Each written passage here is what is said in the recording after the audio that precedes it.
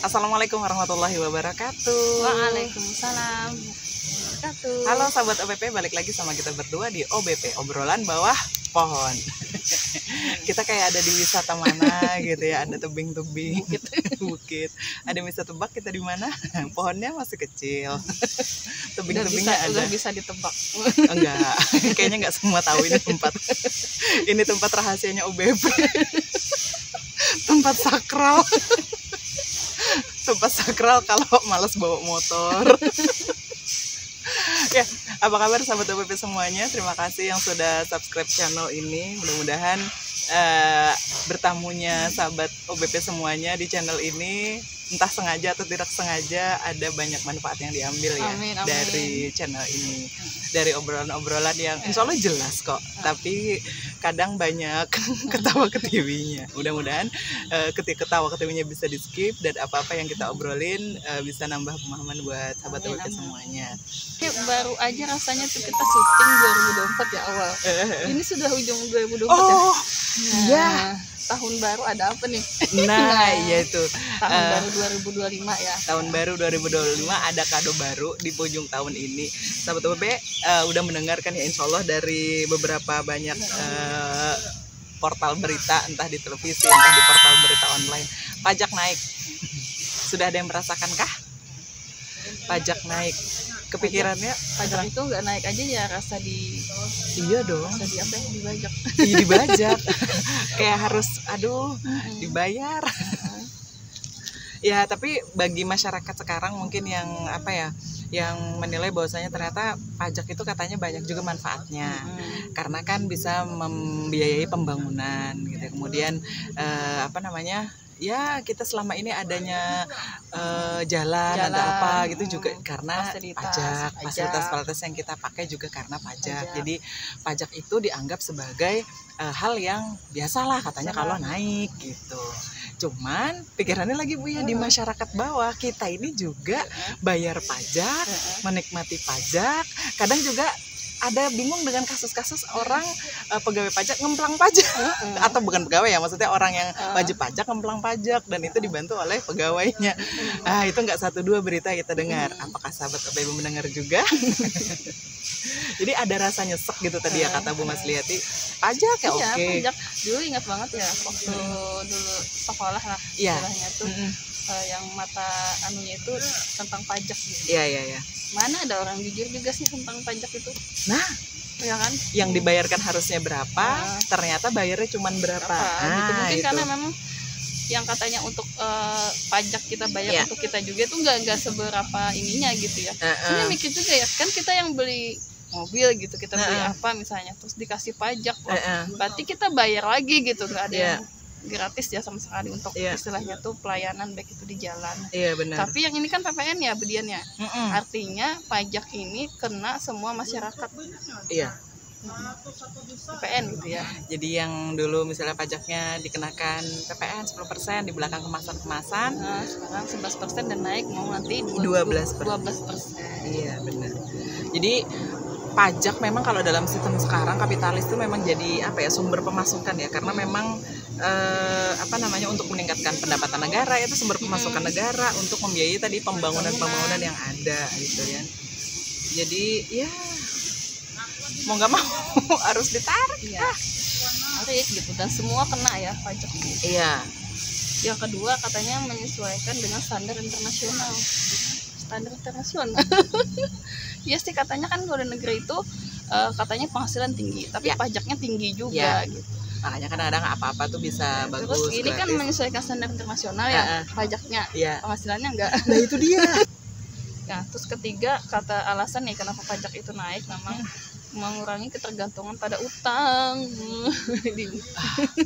Utang kita sekarang berapa? Utang negara maksudnya. Utang negara emang selama ini pajaknya naik atau tuh utang berturun. Kan selalu naik juga kan utang negara. Utang terus ya. Utang negara. Belum lagi bunga-bunganya gitu ya. Iya ya, utang dalam sistem kapitalis kayaknya yang setiap bayi itu mungkin. Berapa ya, kalau dihitung bayi lahir gitu ya. Setiap bayi itu kalau dihitung tuh berapa juta gitu, sekitar 6 jutaan lah kalau dihitung lah. kalau tidak salah gitu ya, dari hutang negara gitu. Bayi baru lahir udah nanggung hutang segitu maksudnya. Misalnya kalau dihitung per individunya. Keempat, mengendalikan pola konsumsi. Mengendalikan sih katanya ya gitu. Jadi pajak biar masyarakat nggak banyak konsumsi gitu. Konsumsi. Aduh. Jadi ngurangin sampah juga buat lingkungan. Nah, kalau yang kelima, alasan kenapa jadi pajak ini naik, memenuhi kebutuhan pasca pandemi. Jadi pandemi COVID kemarin itu kan menambah beban keuangan negara gitu. Dan ternyata masih berefek sampai sekarang ya. Iya. Nah, jadi berarti gimana ya? Ya karena sekali lagi pajak ini di dalam, kalau kita sering menyebut atau tadi sudah disebut di awal tentang adanya kehidupan kita dalam sistem kapitalis, ya memang karena di sistem kapitalis ini pajak itu sumber pendapatan iya utama. Tadi benar banget, dan semua selain utang ya. Iya.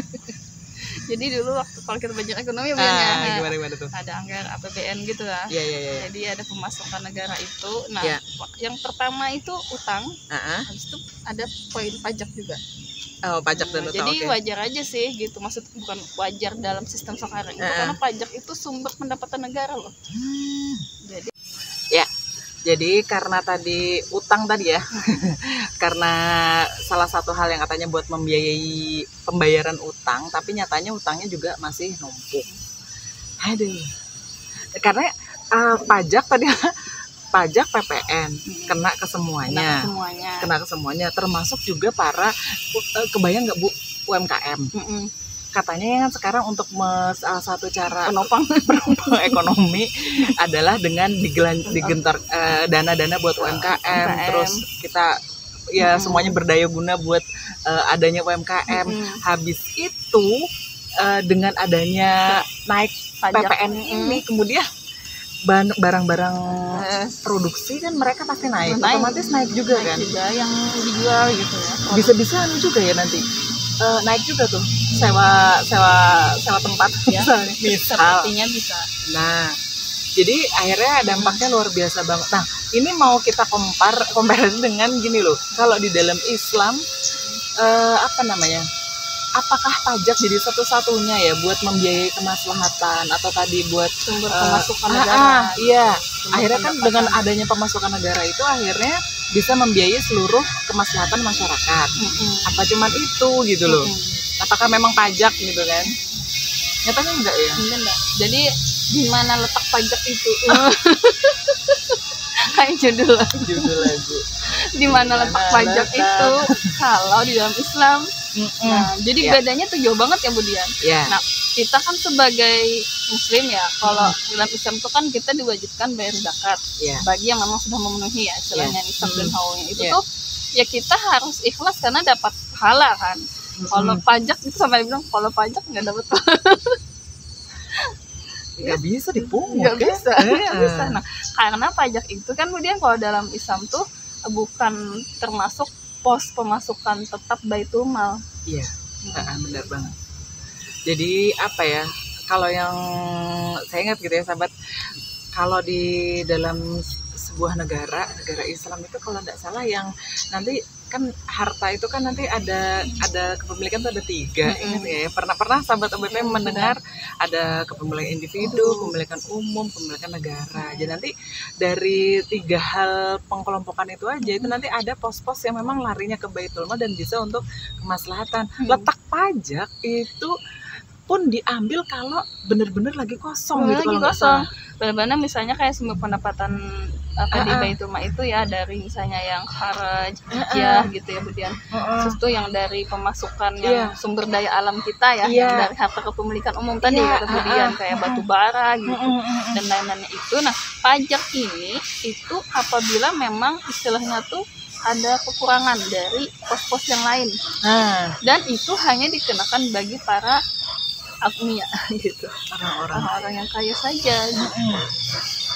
Jadi nggak ada istilahnya semakin hari kan kata pernah bahas Bu ya yang waktu fakta yang Tian ada ngurus sesuatu sertifikat kemudian harus ada pajaknya juga. Iya, ada pajaknya gitu. pajak apa ya, kalau kita membuat sertifikat rumah, habis itu PPN juga rasanya. Lupa saya, PBB apa ya? PBB itu kalau sudah bangun rumahnya gitu. Oh gitu. Nah, untuk bangun rumah itu kan kalau rumahnya ada PBB-nya kan tiap tahun. Tanah juga. Tanah juga PBB. Banyak Bu. Banyak. Jadi intinya pajak gitu. Kalau mau tahu datang aja ke kantor pajak. Berapa ya? Aduh. Pajak sudahnya kan kayak motor gitu, mobil, kendaraan lah gitu. Itu sudahnya ya. Salah nanti kita beli sabun rentengan aja ada PPN-nya gitu. Ada. Jadi kalau mensejahterakan lewat pajak rasanya jauh. Makin saya nggak kebayang 2025 dapat apa kita. Sudahlah kita nggak tahu kehidupan. Tadi ada sebutan pandemi COVID masih membayangi. Kemudian dengan adanya hari ini masyarakat juga kelapangan pekerjaan semakin sulit.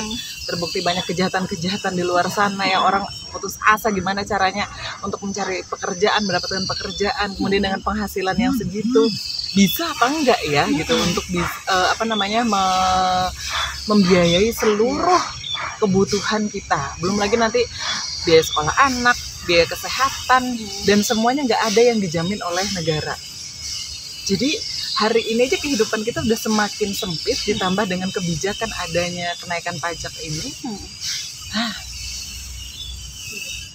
Makanya sebenarnya pembahasan pajak ini ya Budian ya, kita tuh hanya ingin tadi di mana sih letak pajak itu ya kalau seandainya Islam itu yang diterapkan gitu. Ternyata Islam itu tidak akan mewajibkan pajak gitu, kecuali tadi kebutuhan mendesak, dan itu hanya untuk orang yang mampu saja gitu untuk pajaknya. Nah, jadi kalau pajak itu dipungut untuk semua rakyat dan tidak dalam kebutuhan mendesak, itu zalim dalam Islam. Iya. Nah, itu dia. Zalim dalam Islam. Aduh, gimana nih? Iya, ya kan akan berbeda pandangan dengan tadi cara pandang kapitalisme dengan kacamata Islam gitu.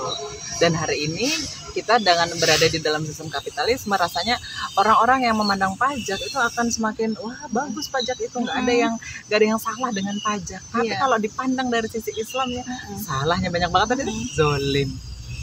Nah itu, jadi banyak hal yang mungkin saat ini kita nggak kebayang, tapi inilah yang terjadi. Oleh karena itu sudah saatnya kita pelajari Islam, dan kemudian hal-hal yang terkait dengan kapitalisme ini dihempaskan dari kehidupan kita. Bisa. Makanya apanya? Bayar pajaknya masih. Soal kalau nggak bayar gimana? Kendaraan mesti dibayar. Aduh. Tapi itu dengan penolakan yang harus disertai dengan ketidakrelaan, ketidakridhoan ketika kita harus mengeluarkan bayar pajak itu. Berarti itu menunjukkan istilahnya tuh nilai amal juga ya. Ada penolakan. Tapi kalau dia masih satu bayar. Berarti nggak sadar sebenarnya dengan kejoliman itu. Iya, itu dia. Pertama itu buat mengindahkan kalau itu termasuk zalim, berarti diri kita ketika bayar pajak itu tidak mau ya. Ini zalim dan melukai kita semua. Oke, segini dulu apa yang bisa kita bahas, kita obrolin, yaitu banyak ketawa-ketawanya, dan mudah-mudahan garis besarnya bisa ketangkap sama sahabat OBB semuanya. Saya Dian Anjarwati, undur diri. Assalamualaikum warahmatullahi wabarakatuh. Waalaikumsalam.